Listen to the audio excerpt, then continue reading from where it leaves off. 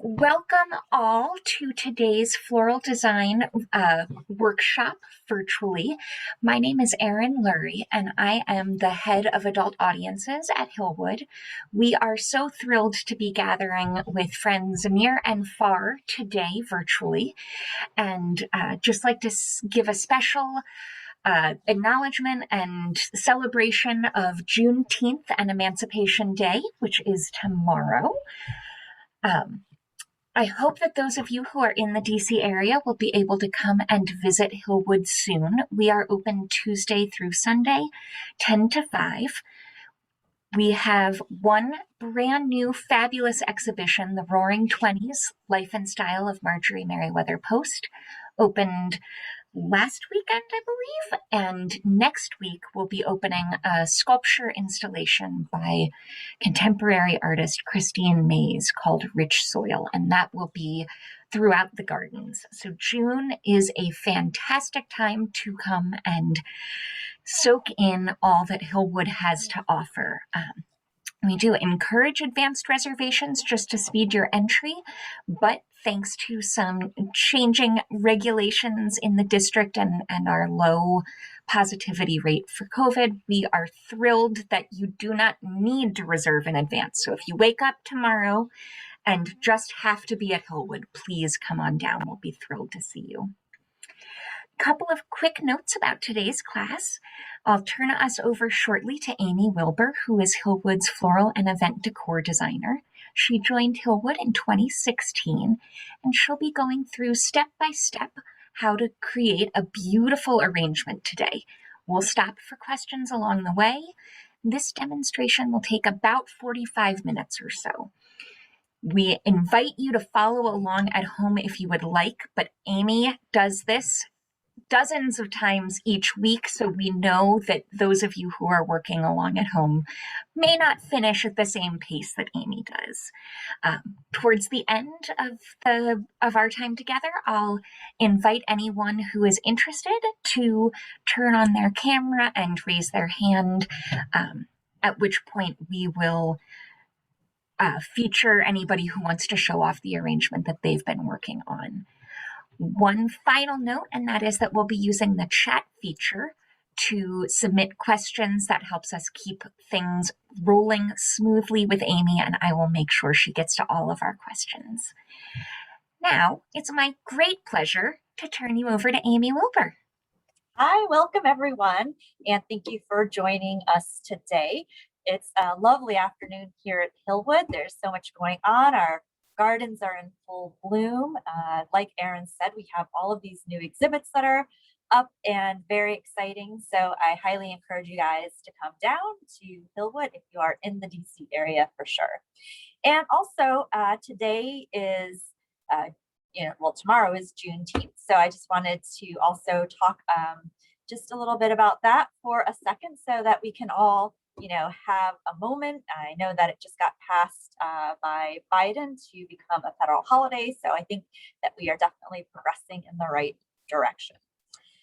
So with that, today's topic is going to be abundant roses. And it was one of the things that when we were looking at programs back, I don't know, maybe that was like around December or whenever it was, I was thinking that typically in June, a lot of the roses are in full bloom in our rose garden.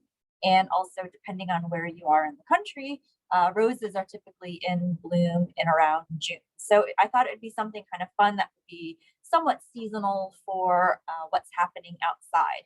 Although we don't have any roses today that I'm using that are actually from our rose garden, just because those are heritage roses and they like to be kept intact, and I'm not allowed with my snippers out into the rose garden anyways.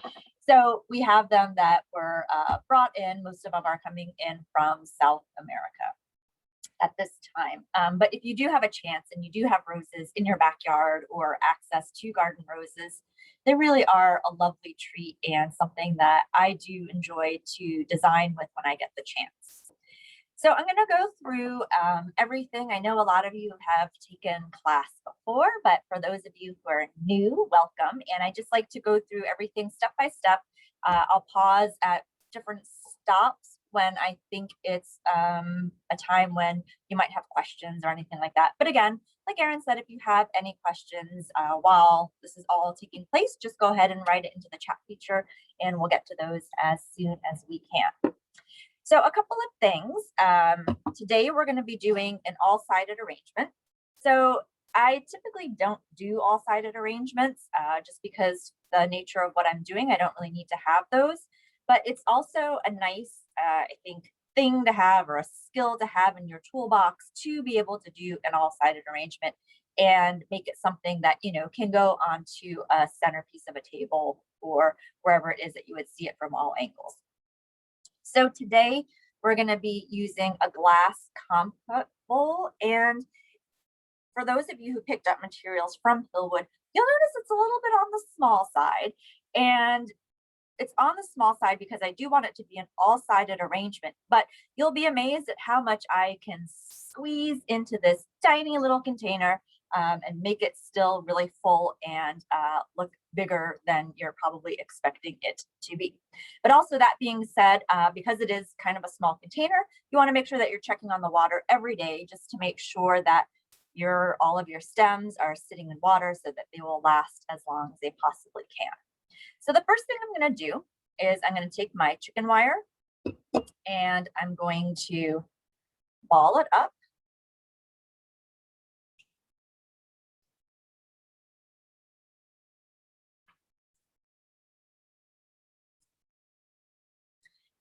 With the chicken wire, you want to have the stems coming in from grasping onto a top point and then also a bottom point, which is why I've made it into this sort of ball shape. The reason we use chicken wire is because floral foam is essentially styrofoam, very bad for the environment, and it doesn't break down. And chicken wire is something that you can use over and over again. And then also when it's done, you can recycle it. So it's a much friendlier thing to use for your floral arranging. And I actually like it a lot better because the stems are actually sitting in the water so that they will last a lot longer. And then you can always move things in and out without deteriorating the integrity of your structure. So again, I've got a nice little ball. I also have a Lazy Susan, which is one of my favorite tools, especially when doing an all-sided arrangement. So I'm gonna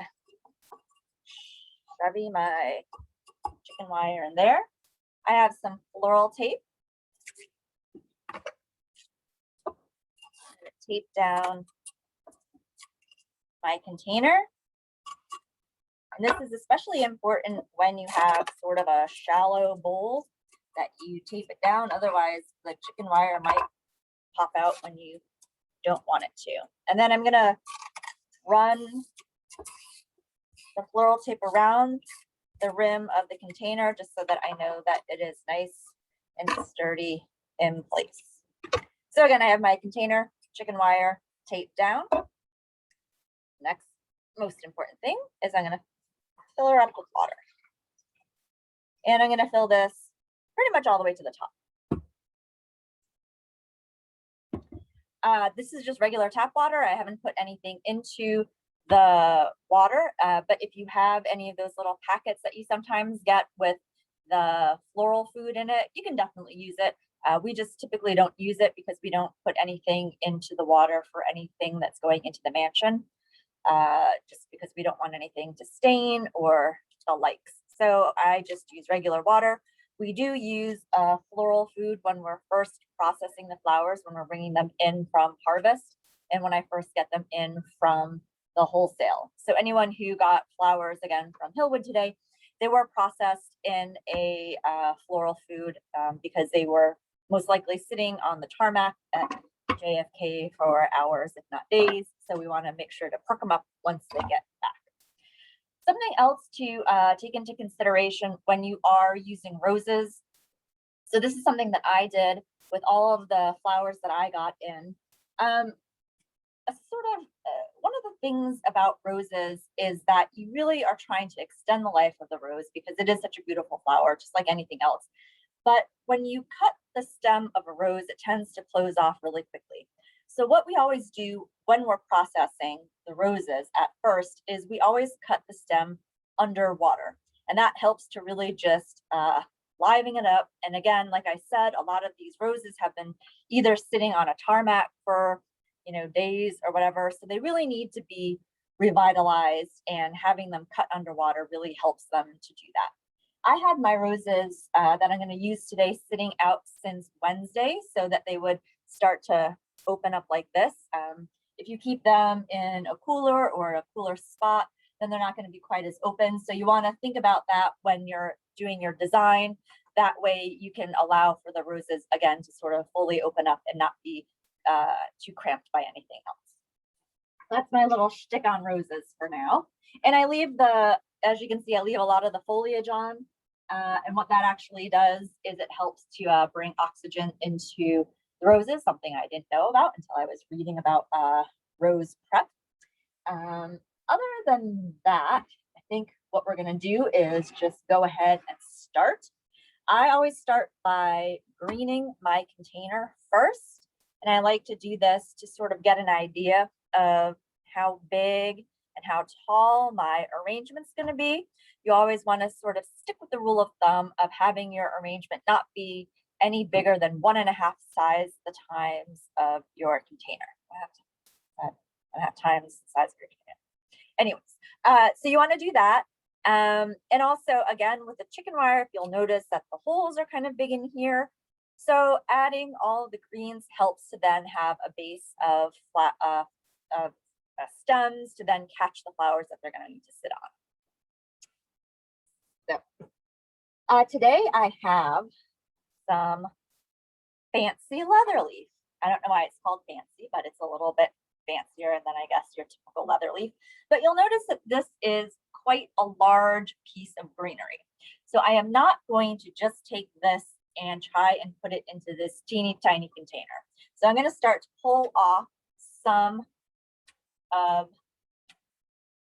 the leaves of my leather leaf, so that I am then left with something that's a little bit more manageable in size. I'm going to cut it on a 45-degree angle. I'm going to use the rim of my container to then help sit my leather leaf in my greenery on. So again, I'm doing this as an all-sided arrangement. So I'm going to start from the edges to green and then sort of work from the middle and then out. And then like some of these pieces that I pulled off at the bottom are still quite big, so I can use those.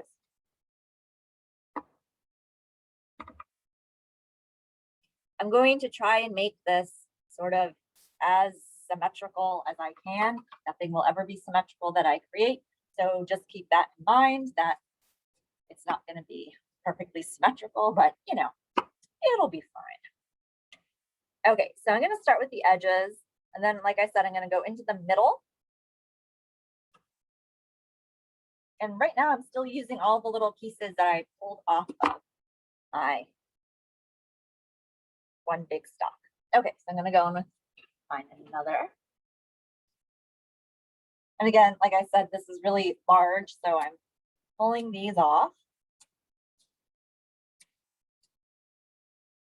to create this more sort of manageable size.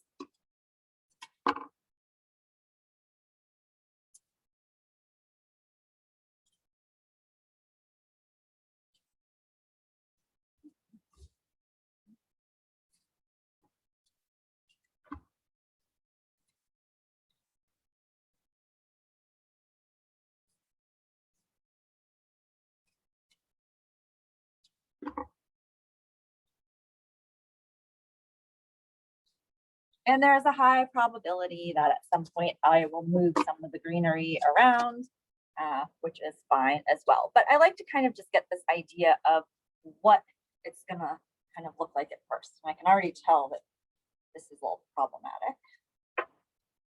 I'm gonna make this a little bit smaller. Okay. So gonna have a little look-see-loo. All right, I'm going to put in some more.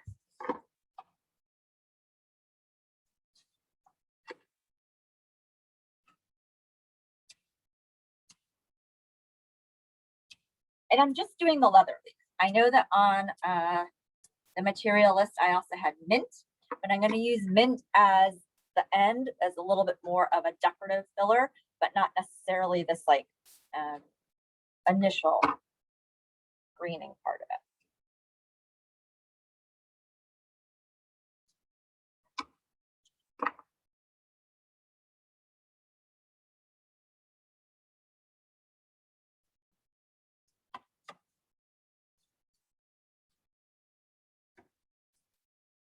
So I'm being picky too about which ones I'm using because I have a lot of this fancy leather leaf, but I want all of them to have like the nice little tips. I don't want any of the ones that are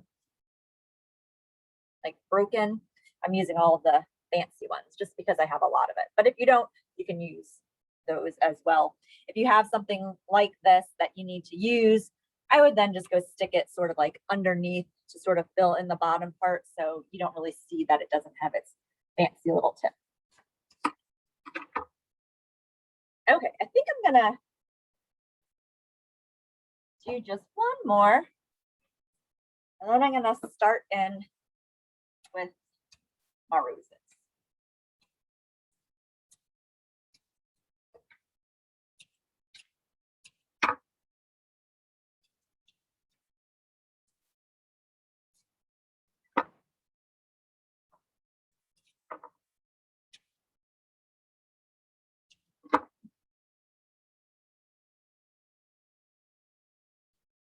Okay, so I am satisfied with what I've done in terms of my greening. As you can see, I haven't done anything up yet. I've only sort of done this sort of side, and as you can kind of see, whoops, all over the place. So it's a little bit like flatter, but everything is sort of greened on the sides. I'm gonna save some of the leather leaf to do up higher a little bit later on. So I'm doing this a little bit differently today. I'm mostly just trying to get a green base that's all sort of around the bottom area. Does anyone have any questions before we move on to the next phase of this arrangement? We got a question from Trisha about where you ordered the compost vases. Especially, I know you've been really struggling to get great containers this year with coronavirus supply chains. Yeah. So this one actually came from a distributor in New York City called Jamali. I was actually just there this past weekend. I went up to New York to go see this amazing flower exhibition that was happening all over Chelsea and the meatpacking district. And when I was there, I'm like, I might as well go check it out. It's an amazing, amazing wholesale supplier, but you can also go in as a regular non-wholesale customer as well. So they have a website that you can go and you can like look through all the different containers that they have. But I highly recommend if you ever do get to New York or, you know, want to travel to New York or whatever, to go check it out because it's one of these places that you go in and it is just floor to ceiling worth of containers and like everything you could ever possibly imagine. And it's, for me, I have a lot of trouble measuring for some reason. So when a lot of times I order these containers, I've measured it out and I'm like, that is not even the size that I thought it was going to be. So it also is like really good for me to actually like go and like see like how big or how small some of these containers are that I've been looking for you know, workshops in the future. But I found that Jamali has been really good in the last couple of months. You know, before that, everything was all sort of on, you know, back order or they've been having distribution issues.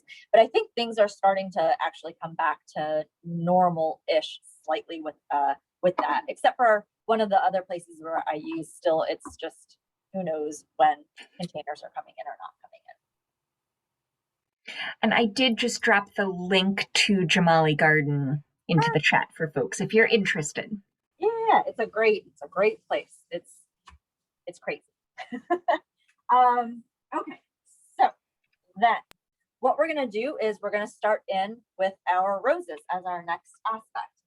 So today, because we are just using two different kinds of roses, so it's really two flowers that we're using, but it's, two different colors of the same flower. And then I have essentially two kind of accent or filler or whimsical flowers that are going to fill in afterwards. So I'm going to start with the creamish color roses first. And these are actually called Sahara, I believe. So I'm going to take off some of these extra leaves at this point. I'm going to cut at a nice 45-degree angle. And I'm actually going to start by working from the sides and then sort of build up. So I want my flowers to be sitting on the side first.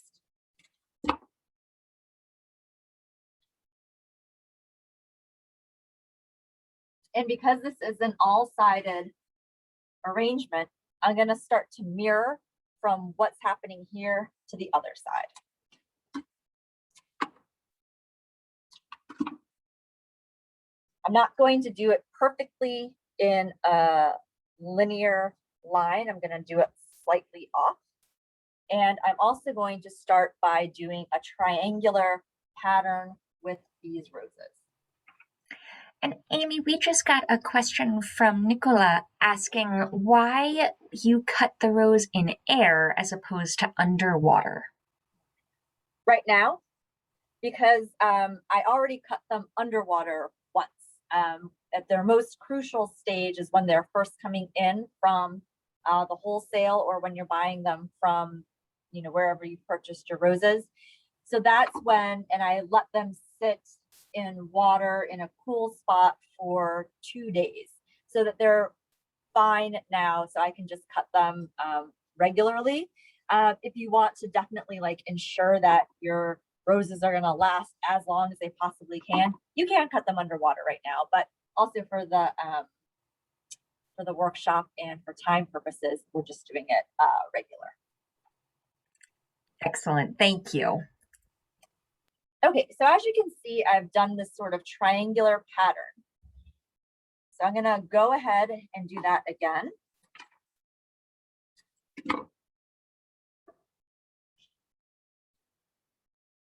And this time, I've just put it here. I'm going to start to bring it up slightly.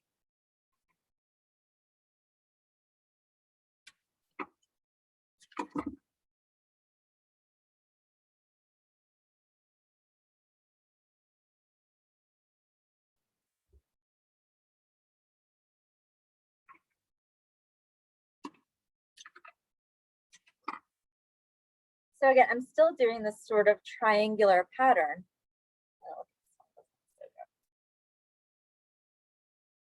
But, oopsie. There we go. I'm doing this triangular pattern still, but now I'm just sort of bringing the height of it up slightly.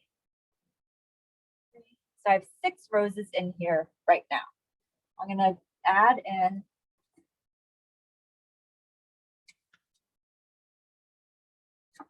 one more and add it in here.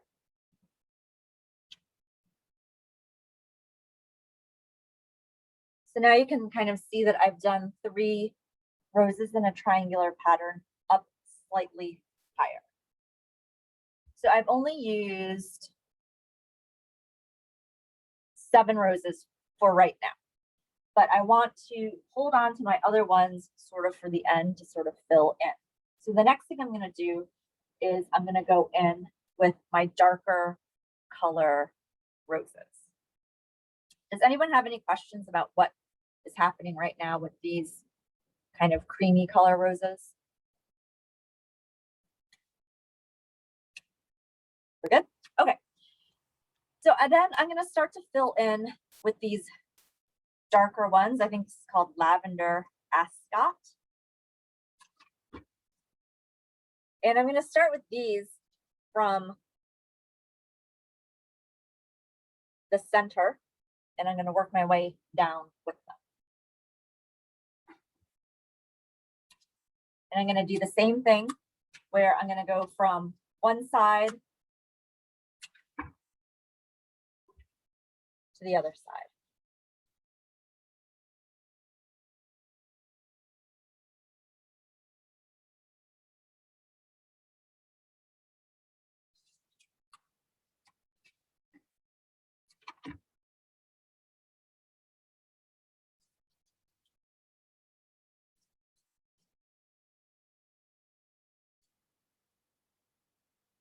So you can see I'm starting again to do this triangular pattern.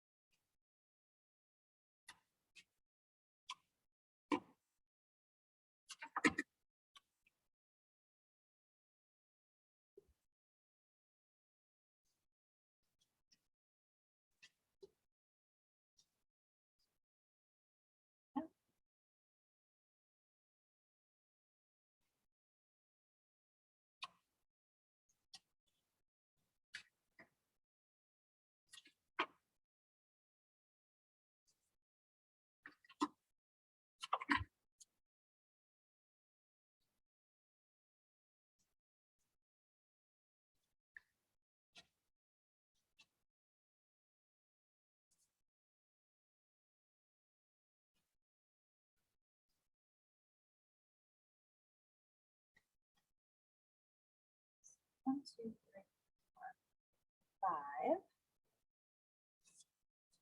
This is my 6th rose that I'm putting in.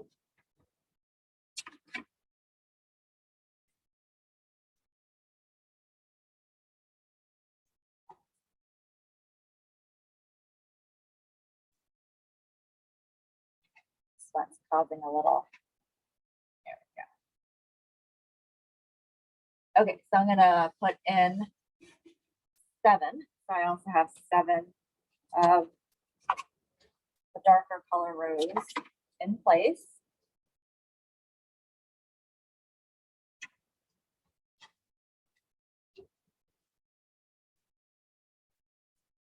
Okay, so right now I have 7 of each color rose in my container.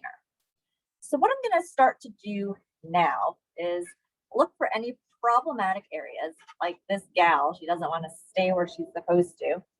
And I'm going to start to go in with greenery. So I'm going to go back in now with my leather leaf, my fancy leather leaf or fern.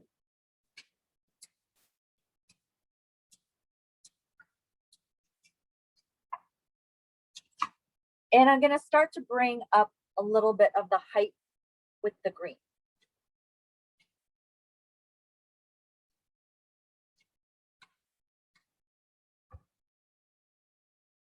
So I've put this right up in here, so you can kind of see that.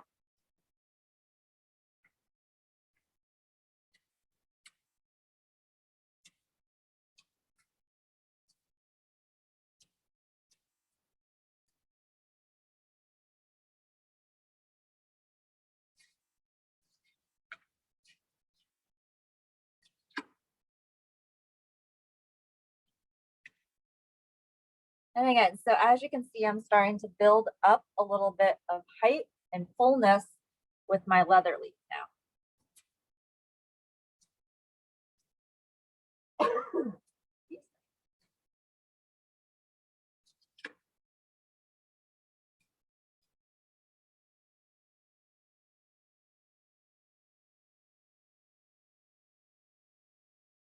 Just going to do a couple more.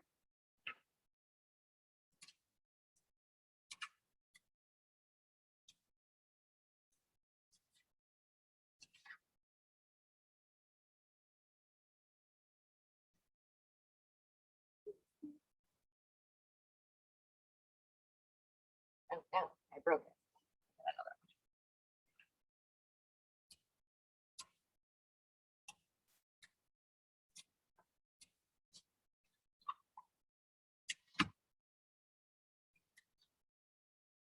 Okay.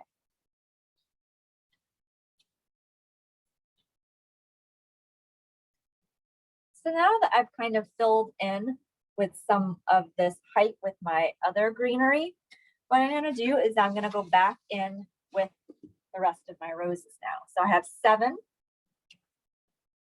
So I have 2 more of the creamy color roses. I'm going to look around and see. I definitely know that I need something right here, but I think I'm going to save that for one of the darker roses.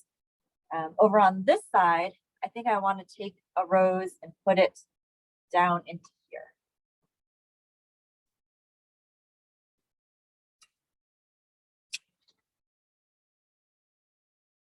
Yeah.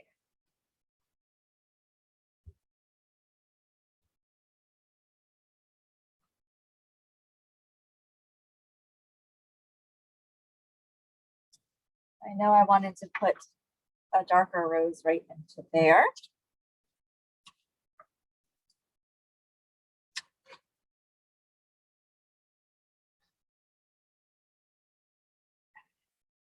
So you can see it's really starting to fill up a bit. So I've got one more cream color rose. I'm going to put her into this spot here.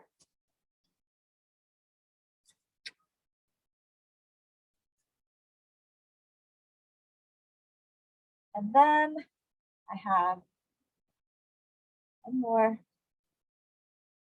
these gals.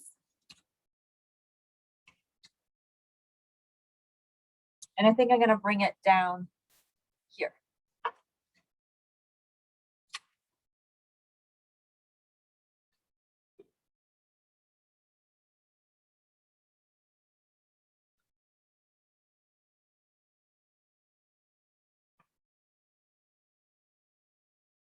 I don't like how this is just a line around the bottom with these colors.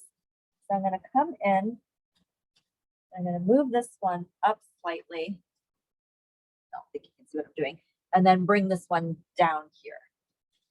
Because before it was like the dark roses, the darker color roses were making this line all the way around the bottom. And I didn't like the way that was looking aesthetically. So that's why I kind of switched them up a little bit. Same thing with this. I'm going to move this one here. And I'm also playing around with the depth of these as well, so that I have some of my roses that are really tight in, and then some that are sticking out beyond the rose to create a little bit of depth, if that makes sense. So like for instance, like right here, you can see this one is out past these two to kind of create a little bit of depth. It's a little bit hard to tell in the camera, but that's what's going on. So once I've gotten all of my roses in place, I'm just going to check them and see that I like where they are. I like the way they're facing, and then kind of look for bald spots. Like I think that there's a bit of a bald spot right here. So I'm going to go in again, some of my leather leaf.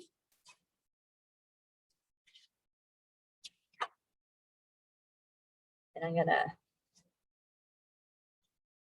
put that in there like so. Okay, so I am happy with what I've done with my roses. Now I'm going to go in with my sweet peas. So there was a little bit of a sweet pea incident, and I don't have the sweet peas that I got from the wholesale, but I was able to procure some sweet peas from the garden. So mine are a little bit different than the ones that you probably would get at the wholesale or wherever you got your sweet peas. These are a little bit smaller in size. I don't know if you can see this or not. And they're also a different color, but that's fine. And I'm going to take my sweet peas and I'm going to start to fill in areas where it looks like there's a little bit of space. For example, like right here, I feel like there's a bit of space. So I'm going to put a sweet pea right there.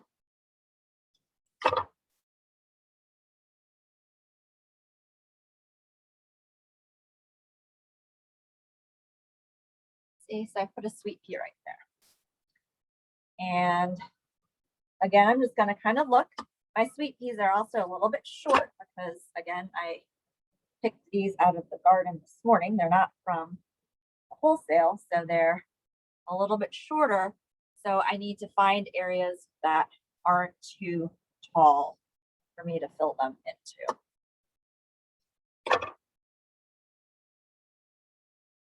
But if I had the regular ones, I'd also look at the top and see that I probably want to put some sweet peas in there. I don't know if my sweet peas would be long enough. This one might be.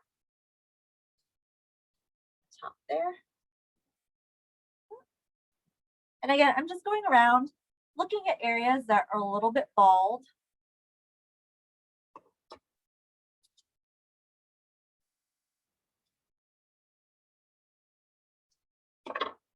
Sort of filling in with my sweet peas. If you don't have sweet peas, I think any of the other items that were listed for alternatives like freesia, I can't remember all the other ones, but that's what you would also do with those blooms as well, is you'd start to just fill in the areas that have a little bit of what we call some balding areas.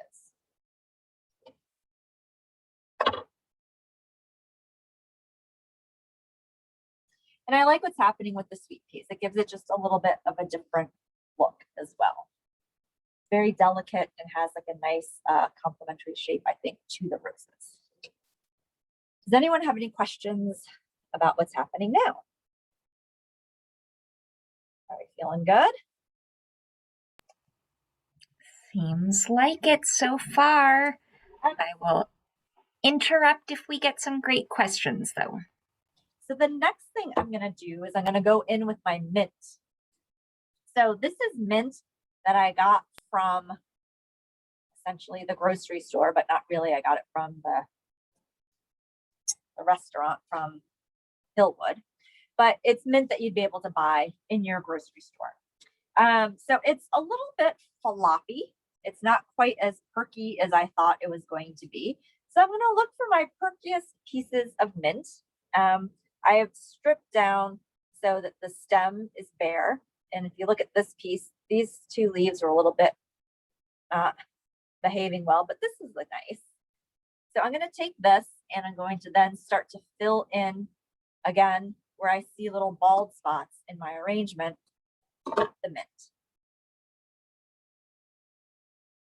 The one thing I love about using fresh herbs is, especially the mint, brings such an amazing scent to your arrangement. This gal's a little bit droopy, but I still think she looks good. So I might try and tuck her under sort of at the bottom.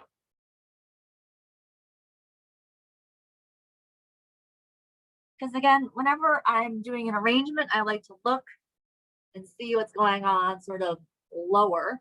And again, because the leather leaf is very sort of straight and very sort of one-dimensional, I think that it ends up giving this sort of flat plane on your arrangement. So I do like the fact that the mint is a little bit droopy and it's going to come in around the bottom here to sort of fill in and give it a little bit of depth.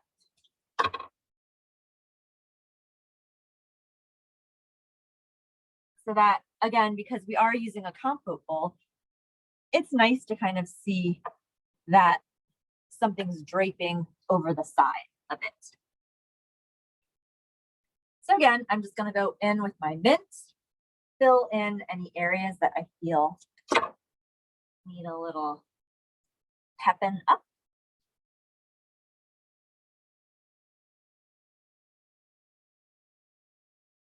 And I really do like how this is just sort of draping over the side like that. This is a nice firm piece. I'm going to stick that area there.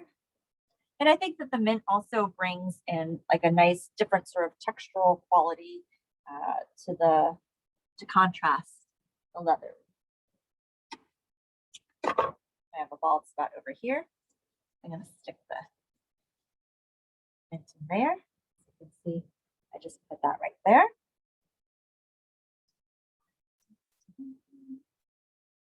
I think I'm just going to add in a couple more sprigs. So I didn't process the mint I didn't put it into any floral food, so that if you do have extra mint left over that you haven't put into floral food, you can make yourself a mojito.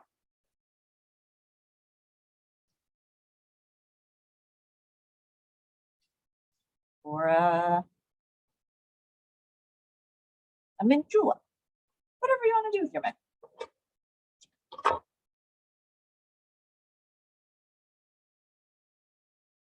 Okay, I'm just going to put in a couple more sprigs, and then I'm going to move on to my last element.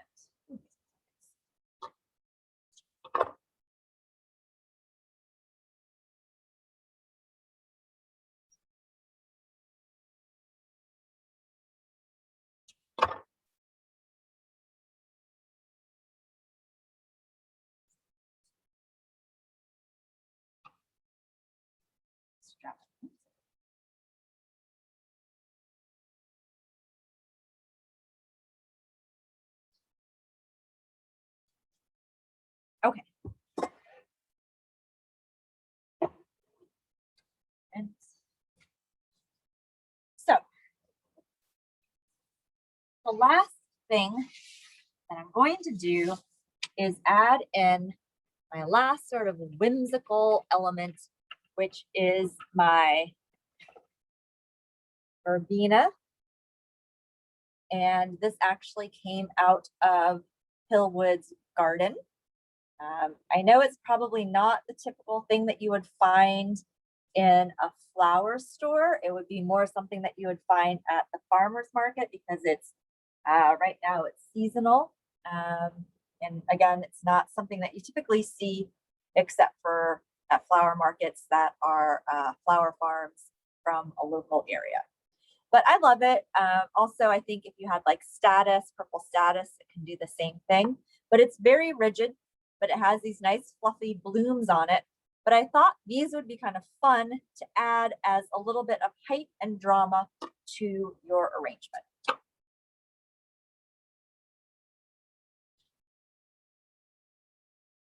I like having it sort of be tall. That's a little too tall. That's a little crazy looking. All right, hold on.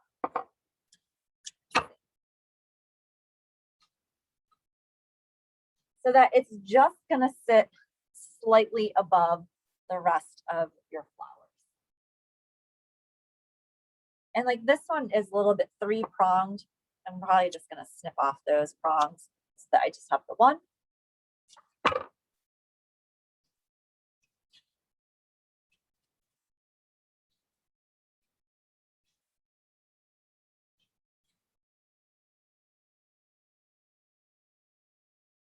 And I might actually, no, looks a little bit too much like antennas. Hold on, let's see. What if we put it a little bit more diagonal? This way.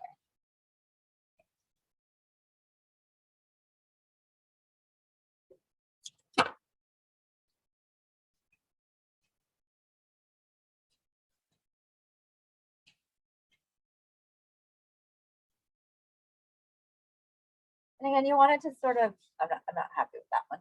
You want it to sit out a little bit from the arrangement. All right, I'm gonna figure out a different place for this gal.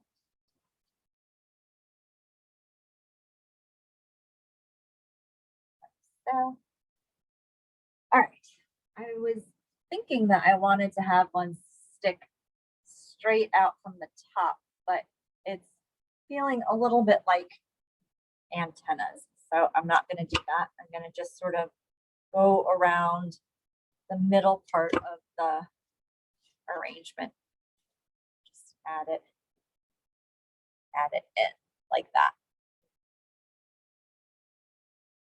Can't even see what's happening up top. Yeah, I'll add one to the top.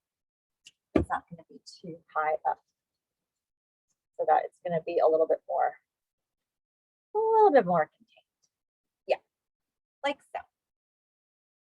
Okay, I'm going to put in one more stem, and this is kind of a full one. So I'm going to put this in towards the bottom here.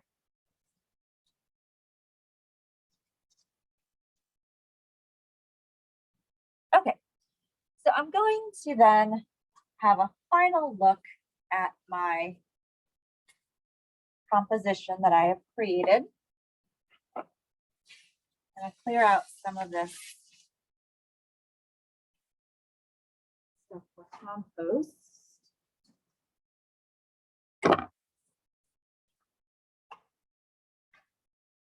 I'm just going to have a little look-see. What is going on?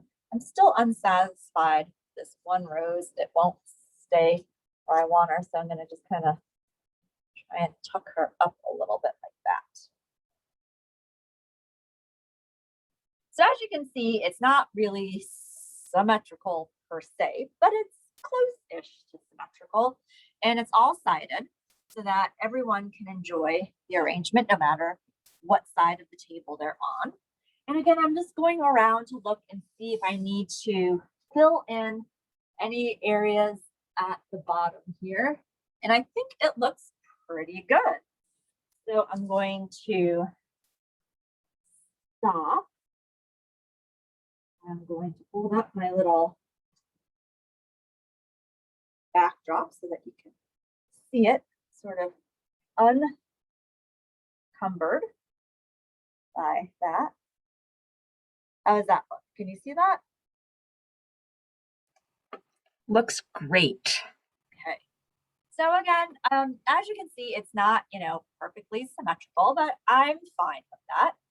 And it's, all around, and the bottom is also filled in as well. So without further ado, what questions do you have before we start the whole show and tell process? Jane asked earlier, Amy, about whether you'll be hosting a July floral workshop, and I just want to make sure everybody knows I did drop the virtual workshop information into the chat. Tickets are available for that, and materials are still available. It's a beautiful summer bounty theme. So I hope that we will see all of your smiling faces and beautiful arrangements again in July. And also for July, what's going to be fun is we're going to focus a little bit on things that you might be able to find around your property or in local flower markets. So it's going to try and be a little bit using maybe one or two native flowers, also using things that are really in season that you can find at the flower market, at the farmer's market, or wherever you go to get your local flowers. So things that aren't going to be, shipped in from like Colombia per se. So everything will be localish, and also something that is, there'll be one element from Hillwood also involved in the arrangement as well. Excellent. And that is on Friday, July 30th. As I mentioned, the link is in the chat. Now, I see that we have a couple of folks who are already on camera with absolutely gorgeous arrangements. Is anybody ready to join us on screen?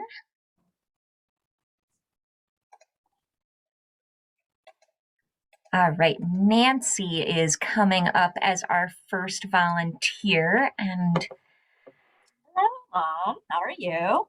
Good. How are you? Good. That looks gorgeous. Well, thank you. I wound up with alstroemeria and lavender and mint from my garden at the Cape. Oh, fantastic. There you go. It looks fantastic. Thank you. Gorgeous. all right, Trisha is also ready to share, and I'm going to ask you to unmute.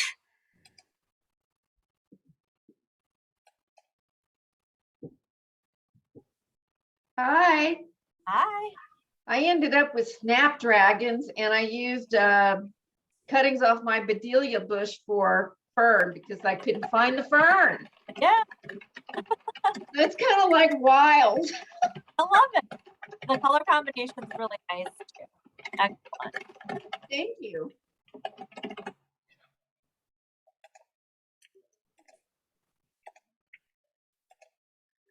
Let's see.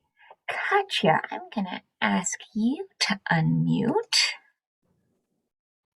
Oh, Right. gorgeous. So I had, courtesy of my friend Faye, who is also on the class, she brought me some mint and ferns and 4 roses. And I used the hydrangeas that I have, whoops, in my on my patio. Wonderful. Yeah. It's very full. It's beautiful. So, and I'm trusting that there is nothing about the roses and the hydrangeas that they are like toxic for each other. I think they work together. So Yeah. I'm very happy with this. Oh, it looks gorgeous. Thank you. And thank you for your great class, the second one. So I was able to reuse the vase actually from the other class and the chicken wire. And it worked just perfectly. So thank you. Excellent. Yeah, that's what we like to see, is always being able to reuse stuff. Thank Fantastic. All right, let's see. As folks are coming on and off screen, the icons are dancing around my screen as I'm trying to get folks to come up. Trisha, are you able to hit unmute? Oh, you've already.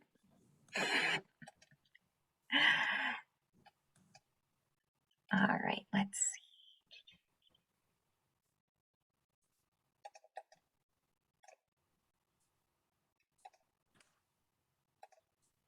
All right, Barbara, are you able to unmute, please? Sure. So like one of the other participants, I'm actually on Cape Cod. So this is the first time that I've not had Amy's materials to work with. And while I always appreciate her grace in letting us know that whatever we do is fantastic, this has no actual roses, but I did use hydrangea and some of the other flowers from a florist. And then from the property, I got beach plum and wild roses for the greens. And I think it's working. I love the little berries. I feel like they just add a little bit of something. But as I said to my friend Catherine, who's also in this class, I said, mine is not going to look anything like Amy's or It doesn't have to. It really doesn't. I think that especially people who are using materials from outside of the pickup window area, that it's going to be very different just because of the nature of the flowers that you use. But I love that you're using local flowers and that you have things that are, you know, from your own garden and all of that. So I think it's wonderful. And I'm glad that it doesn't look like, you know, what we created here, because, you know, you did your own thing and you have your own flowers. So it's amazing. Yeah, I always appreciate that, Amy. You've really helped me feel much more confident with flowers just in general, because I love your easy grace in the way that you teach the classes and you kind of walk us through, and that's wonderful. So thank you for all of that. I appreciate it. Yeah, I appreciate that. Thank you very much, Barbara. And I'm so glad one of the silver linings from this past year is that I'm so glad you can be with us from Cape Cod, and that vacations don't necessarily mean you need to leave Hillwood behind. Bree, I am hoping that you can join us on screen. Hi, yes. Love it. I love the feather. I ended up with cream roses, but then carnations instead of the other color roses.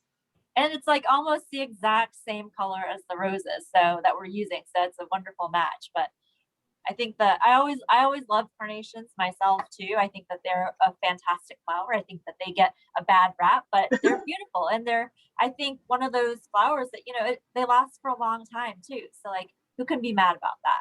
I really like that you guys gave the alternatives this time. So if you couldn't exactly, so I took both lists to the grocery store, which is why I looked for these.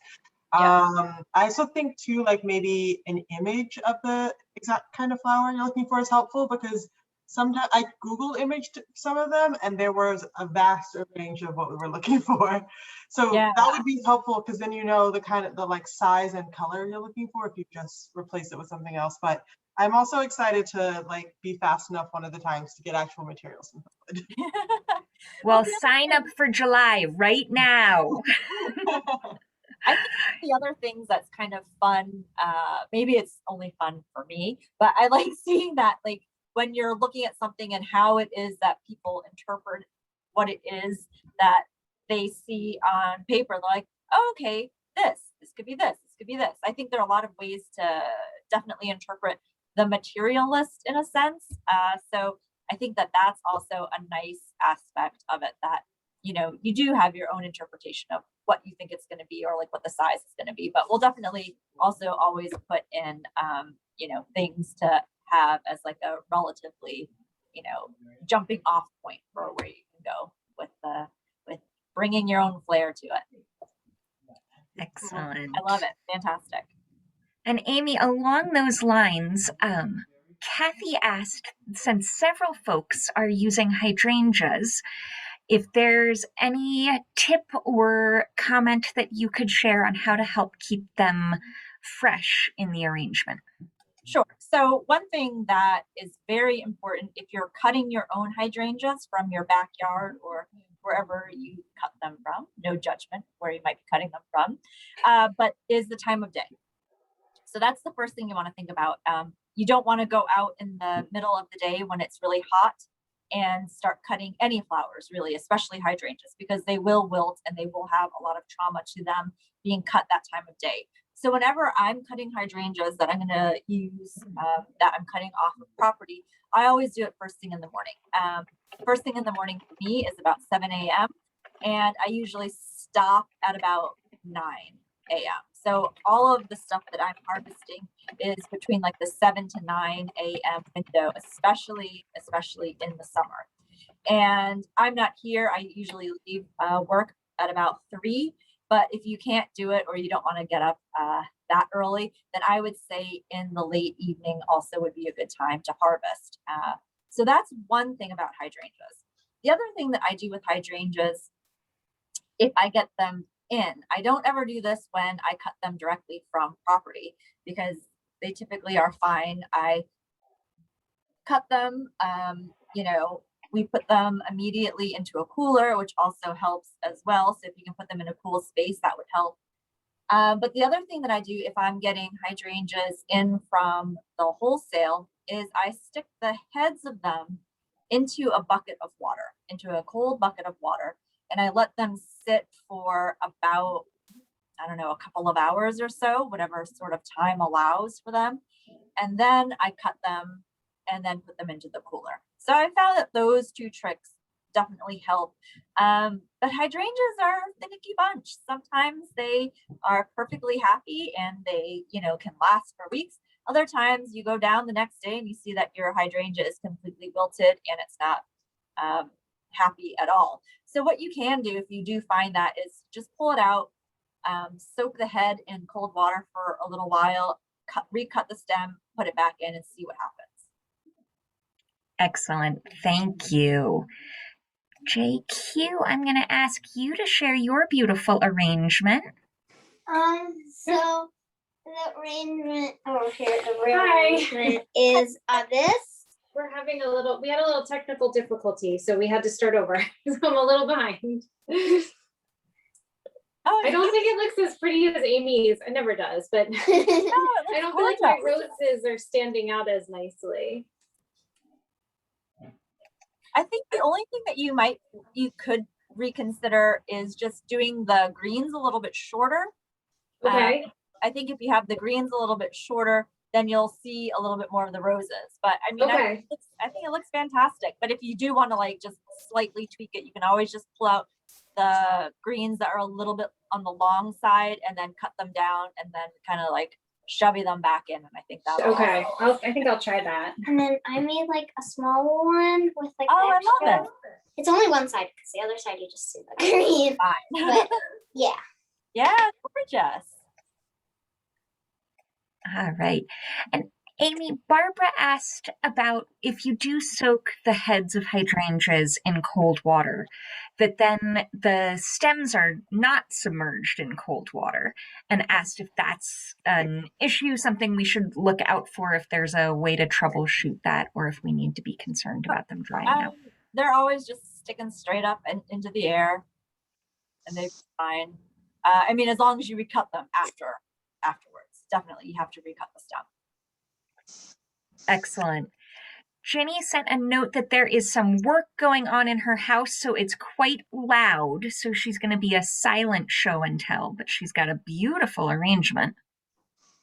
Gorgeous. Excellent. Yeah. And I do, for the people who did pick up materials, isn't it amazing like how much stuff you can fit into that small little container? Yeah. Because I know like when people were probably like first looking at it, they're like, oh, this is a small container. I'm like, don't worry. I'm like, you can get a lot into that small little space. I also like that, and we've talked about this a little bit with the alternate flowers and different folks from different locations using different things. But even the folks who picked up the same materials from Amy, I love that none of the arrangements end up looking the same. And that is always one of my favorites. Julia, I'm going to ask you to come on and tell us about your beautiful arrangement. Well, as always, it was great fun with the materials picked up from Hillwood. And any suggestions would be welcome, Amy. I think it looks beautiful. And I think that your Verbena, having it up like nice and tall, worked out really nicely. I was trying to do that with mine, but it was not very successful. So I want to do that today. So I really like how you have the height of the Verbena up above the roses. Good. Thank you. It's gorgeous. All right. Althea, thank you for waiting so patiently. Hi. This is mine. I decided I liked a little more spaces of green, so I didn't put in quite as many roses. But one of the things I really like, which I didn't think I was going to like at all, is the sweet peas. They just really add such a different texture to the roses and ferns. So pretty. Yeah, it's one of those things, like the sweet peas in general, when you buy them, are very problematic, I have found. And a lot of times I've ordered them and I've had to send them back because they just aren't up to standard for what we need to have. And I know that some of the sweet peas that we got in this time around, some of the bottom blooms got a little crushed, but you can just always pick those off. But there is something, especially the lavender, I thought was like a really nice way to tie in the verbena. So you're bringing in that color palette, but also introducing still like in the same tonal shade as the roses, but it is a different color. So I do think that it adds a little bit of dimensionality. I think my sweet peas that I have in mind, because they're a lighter color, I don't think quite work as well as the actual lavender ones that you guys got in your buckets today. But yeah, they're a surprising flower, but I love them. I think that they're an amazing thing to just sort of add, to like throw in as a textural element at the end. It looks gorgeous. Thank you. All right. I think I have gotten to the end of folks who have cameras on or hands. Oh, Anne, I am so sorry. I'm going to ask you to unmute. And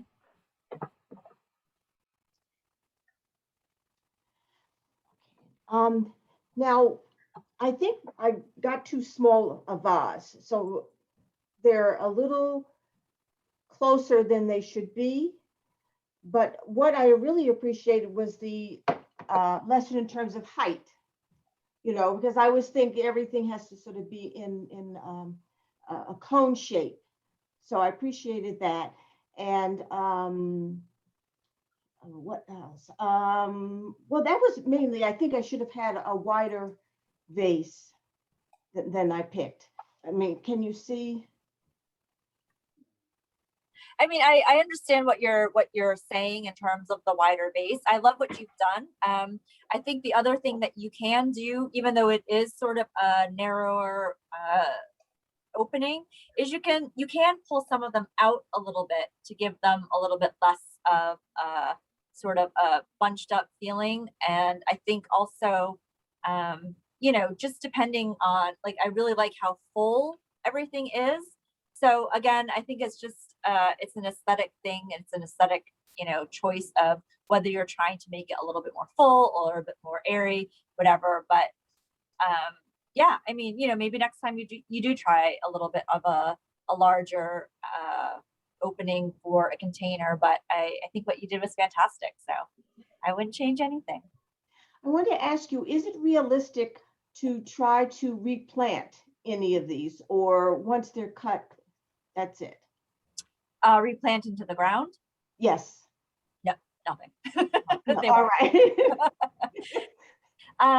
No, because it's the flower, there's like certain things that, if you do keep it for a while, it might start to root, but it's not going to be a flower. It's going to be,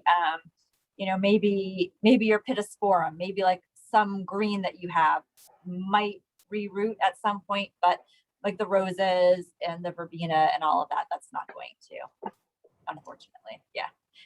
It's the end of their life cycle. I just felt a little badly about, It would be fabulous if they would regrow. It would be like an everlasting gobstopper. All right. Am I missing anybody else? And Anne, thank you for waving and catching my attention. All right. Well, thank you so much for joining us on a beautiful Friday afternoon and for sharing your own beautiful flower arrangements with us. I hope that we'll be together again as a group on Friday, July 30th, and that those of you who are in the DC area, please come visit. The gardens are absolutely extraordinary. Amy and I were chatting this morning that there is a brand new garden bed that was installed in the last maybe 48 hours this week. So even if you were here last week, please come back and enjoy the new plantings outside the greenhouse, which look extraordinary. And next weekend, the gardens will change again as the sculptures from Christine Mays join the plantings. Thank you all very much, and I hope we'll see you again soon. Thank you, everyone. Have a great weekend.